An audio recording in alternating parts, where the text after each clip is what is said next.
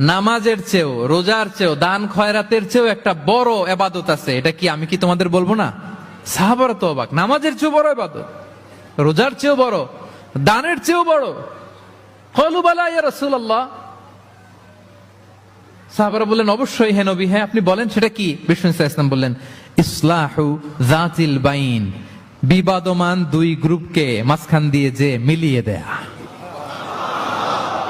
নামাজের চেয়েও বড়, রোজার চেয়েও, সাদাকার চেয়েও বড়, মিলায় দেওয়া। আমরা মনে করি সেজদা দিতে দিতে কপালে দাগ ফেলে দিছি, এটাই তো বড় ইবাদত, এটা তো নিঃসন্দেহে বড় ইবাদত।